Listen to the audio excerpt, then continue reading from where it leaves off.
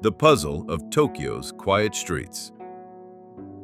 When I decided to take my first solo trip to Tokyo, the decision to stay not in a hotel, but with a Japanese host family seemed almost crazy. I was nervous. What if it felt awkward, strange, or too formal? After all, I didn't know these people, and the culture was so different. What if I did something wrong? But the moment I stepped over the threshold of their house, all my fears evaporated. It felt like stepping into a different world where every gesture, every glance, and every sound was somehow special. Tokyo at its quietest.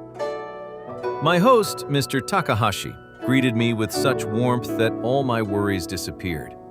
His kind eyes and friendly smile made everything seem okay. He was tall, about 20 years older than me, but his calm and confidence made me feel completely at ease. It didn't hit me right away, but his home wasn't just a place to sleep. It was an artwork, every corner thoughtfully arranged. The neighborhood was quiet, with hardly any tourists around.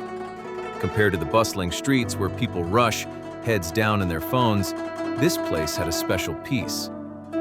The homes, surrounded by meticulously trimmed gardens and tiny shops open late into the evening, felt like part of one big puzzle.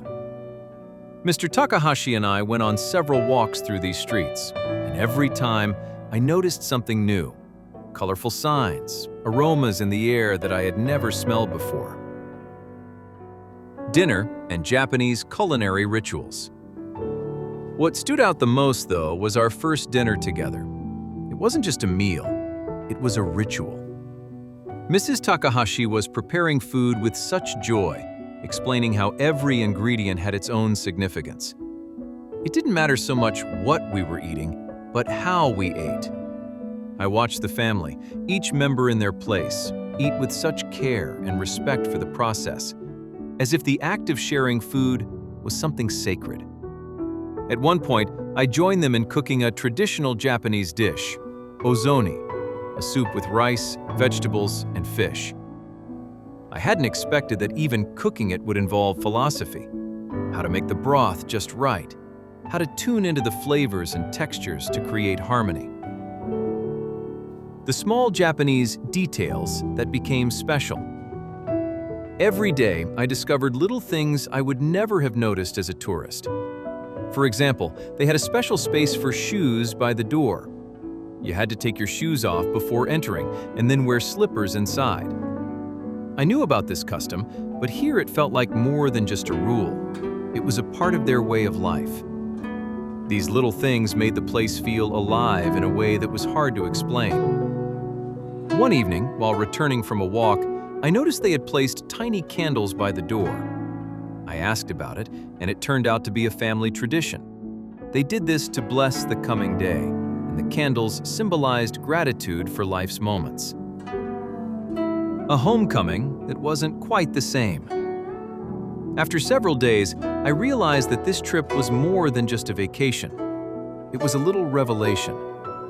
I started noticing how these small things were what really formed a deep understanding of a country, its people, and their lives. I walked around Tokyo with a completely new perspective, one I couldn't have gained by just staying in hotels. The locals smiled at me as if I was one of them. I began noticing how everyone took care to bring a little joy and peace to their everyday lives. When it was time to leave, I realized that this trip had become something much more than just an escape.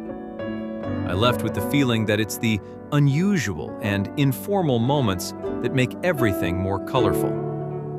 I encourage anyone visiting Japan to ask themselves, has anyone else stayed with a host family? Share your experiences, tips, or advice for first-timers. These moments of connection, of small but meaningful rituals, are worth experiencing at least once.